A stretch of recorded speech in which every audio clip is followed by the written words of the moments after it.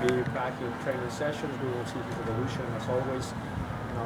Those type of injuries, the timelines for different players take a different time, so we cannot provide any sort of exact timeline on his recuperation or recovery, but we will see. And after the last game, you said something, I think it was Marcelino probably could have started against Charlotte. Is that like probable for this week against Montreal? Is his fitness to that point? Yeah, it's still the same. We still have to make a decision on that. Obviously, I don't know how many minutes he can play. I'm not sure. We have to see. For me, the most important thing is obviously maybe he can play 90 minutes. It's just more about the intensity that he's capable of performing based on his training sessions and the numbers he has hit the past weeks. And he's just trying to calculate how many minutes he can play at a high level. That's more the question we will review today after the numbers of the session. Then one more, Franco Ibarra. What is his timeline? Yeah, he's still, in recovery. He's doing very well, to be fair. Yeah, he's doing very, very well. He's just still not at the point to coming back with the team.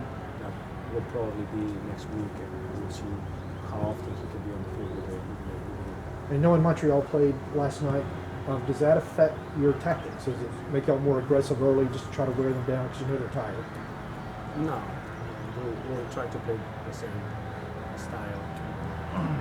Trying to start on the front foot as always, especially at home, and try to be the team that dictates the intensity of the game. We try to be that type of team, and hopefully we can do the same this Saturday, regardless of the opponent. And there's always this discussion about, yes, they're tired maybe, but also they are in rhythm. They have some games and they have a little more, connections there because they want to feel more time than us. And it's always that, what is better, what is worse. So for me, it's just I'm ready for the best Montreal. They will try to come back strong and prove in the league that, they are doing well. They're a very good team. Last year they beat us in their house. I remember that one.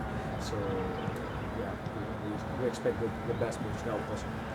Gonzalo, I remember when you were introduced, I asked you a question about tactics and you gave a very good answer, but you did mention positional play as something that you want to establish. Is that something that you're doing? Like, do you feel like can you describe that process? That's not easy to implement. It's not easy to just play that way. And Josef just mentioned the word patience. Diego Almada mentioned step-by-step processes. So can you sort of put those together? Like, where is this team right now within that philosophy of play? It's getting there. I think it's getting there. I think we see at times that style, players occupying certain spots with patience and discipline and staying there. At times I also like rotations and creativity, allowing creativity within the tactics. But I'm patient, and still again, if you notice there has been a lot of moving parts in the team since pre-season, players out for internationals, injuries, coming back from different things, visas. So still the team hasn't trained enough all together with the whole squad. So I'm just waiting for that, and I'm patient. I think we've been making a lot of progress in terms of the identity, of the high pressure, of the desire, the ambitions, the goals, like many things culturally, internally in the team and the club, that I feel confident that once everybody's back, everybody's here, we can have a couple good training sessions and they understand those things more specifically. I think we're going to improve a lot. But I'm patient for sure. Okay. Gonzalo, basado en el debut del domingo contra Charlotte y basado en los entrenamientos, ¿Thiago Almada está listo para entrar a iniciar el próximo partido? Ya veremos. Lo he dicho varias veces, quiero llevar a Thiago en el proceso correcto para que su evolución sea exitosa. No me interesa a mí que Thiago sea exitoso mañana, quiero que sea exitoso en el paso total que tenga por Atlanta, que cuando evaluemos a Thiago no lo vamos a evaluar por el partido de Charlotte o el partido de Montreal, lo vamos a evaluar por muchos partidos y es el camino que quiero seguir con él, que tenga un desarrollo, una adaptación. La verdad es que no podemos perder de vista que es un muchacho de 20 años que viene de un país diferente, cultura diferente, un idioma diferente, diferentes compañeros, diferente liga, diferente todo. Entonces, para mí forzarlo a comenzar, quiero llevar un poco tranquilo con él, pero en esa evolución va muy bien. La verdad es que se ve muy bien, se le ven muy buenas cosas en los entrenamientos. El otro día creo que tuvo chispazos de buenas jugadas en el debut, no era un partido fácil y lo hizo bien. Entonces su evolución va bien, tengo que irlo sintiendo. A lo mejor no tengo una respuesta concreta de cuándo, porque tengo que irlo viendo en su evolución, en los partidos, en el vestidor, cómo se integra a sus compañeros, cómo se integra a la ciudad, y eso toma tiempo, entonces vamos viendo cómo va evolucionando. Perfecto, lo pusiste como extremo derecho. No. ¿Va a jugar ahí o va a jugar en medio o lo vas a dejar libre que se mueva en diferentes ángulos de la cancha? Sí, no lo puse como extremo derecho. De extremo derecho estaba Brooks y después entró Jake Murray.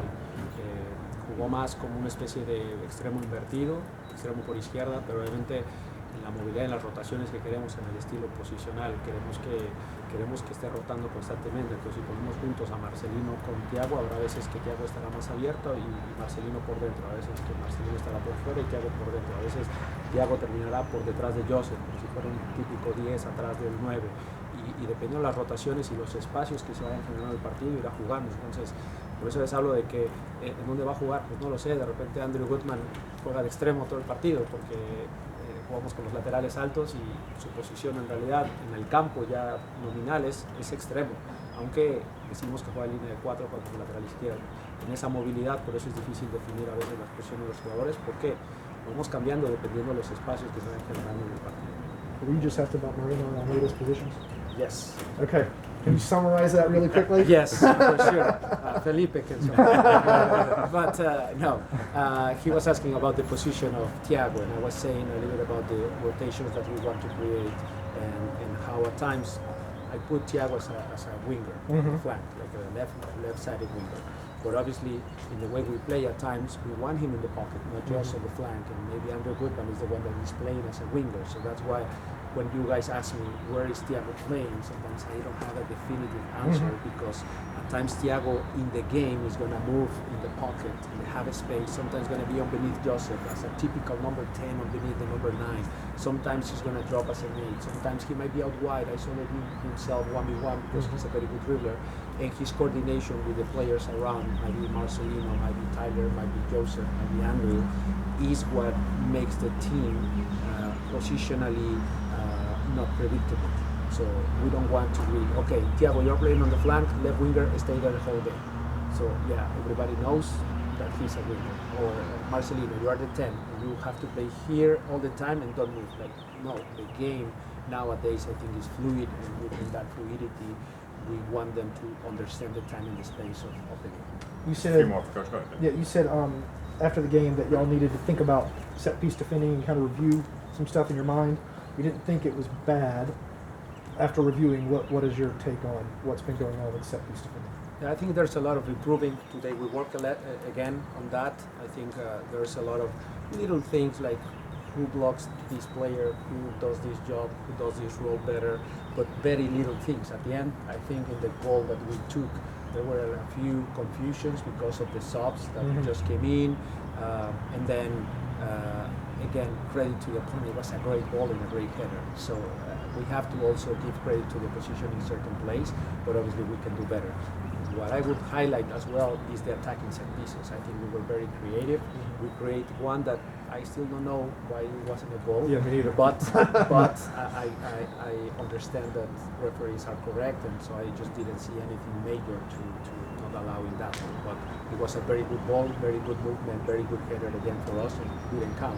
And there were a few chances there where we create danger in the attacking set pieces, so that's another positive. I think the team is feeling capable also to hurt opponents with our attacking set pieces. Gonzalo, can you explain a little more about the process behind creating those attacking set pieces, and then when to implement them and how to execute them? Well, I delegate a little bit. Right. I delegate on that. So this year, my assistants, especially Diego and Eugenio, they are in charge of both attacking and defending set pieces. But obviously Liam helps and Rob helps, and I help with, maybe ideas. But the process is they scout everything about the opponent, and then they try to create different plays to attack their weaknesses or the spaces that we think we can attack. And that's how it works. The same with defending. We see what are the tendencies of the opponent. We don't really check the data, so to check where they put the balls more often, who takes most of the corners of the wide free kicks, and then we try to cover with that. And so it's a very good process that they have. I'm confident on them doing a very good job. Gonzalo, I'd like to go back to this notion of patience. I think it's really interesting because it's not typical in the short history of Atlanta United. They've just gone full metal. And obviously, it's something that you're preaching a little bit. With Thiago Almada, $16 million, does that change your approach? And probably not, but how do you add that sort of pressure, or how do you deal with that pressure that he's getting from us, he's getting from everyone else that sees the price tag? How does that play into your process with him? Well, I would like to take all that pressure from him. I would like to. I always think, as Hugo Sanchez, one coach that I had, he said that he had big shoulders, and I was thinking myself the same way. I can take that weight. And if people criticize the decision, they're going to criticize me, not Thiago, and I'm okay with that. I can handle that. At the end, the results are going to speak for itself. I think so far we've been doing good in terms of results, so I'm not rushing anything. I think I understand the path that he has to go through to be successful in this league, and at the end in time, I think people will understand that is the right call. But if they criticize me a little bit now, I'm okay with that, and I can take it, and I will try to obviously reevaluate Thiago every week. That's what we do. Every player, but especially now Thiago, because he's the new player in the system, in our group, we have to assess him. How do we see him? How is he integrating to the players? Not just the Latinos, but the Americans, the other players, like all those little things that maybe at times you guys don't see, and we see every day in the locker room, in the training field, and for me, I have to pay attention to those details. So patience, I think I can be patient. I understand the results in this league matter, and we have to deliver 3 points every weekend. So not putting Thiago since the beginning doesn't mean we don't have a plan, or we don't want 3 points. We want just to be patient with him, making sure that his integration is okay, and then at some point, obviously, he will produce for the team, and he will be a very good player. And I hope that the fans will enjoy Thiago Almada when he's 100% and he's integrated to the system. So last one, my bad. Very good. We get Josef, we don't get him a lot, so I want to ask you about him. Do you think he needs a partner? So, like, he's a player that has had that since he's been here. It's led to a lot of success. When you think about how to get him going, how to get his teammates to understand how he plays, is that something that you try to incorporate in what you tell him? Yes, I mean, we reflect on that. For me, it might be the case that he needs someone specifically beneath him that, filter those passes behind for him, yes. But at the same time, I think his partner is the whole team. And the whole team can provide services for him because that's his role. He's the finisher. He has to be the one that finishes all the chances that we create, among others, but the main responsibility for him is that one. So I would like to see not just one partner from Josef. I would like to see 4 or 5 where, our fullbacks are high and they're delivering crosses from higher ends, earlier crosses from deeper, through balls from 2 or 3 players underneath, long passes in behind from center backs, from midfielders, when the opposition play a high line. I would like to see Josef with multiple partners, not just one, because if we just need one, then when that player gets injured, gets a red card, gets a suspension, international break, then Josef won't succeed. No, I think we have to approach this as a team, and as everything we do is as a team, and the team has to play good football, create enough chances, and then I think Josef will enjoy the chances we create.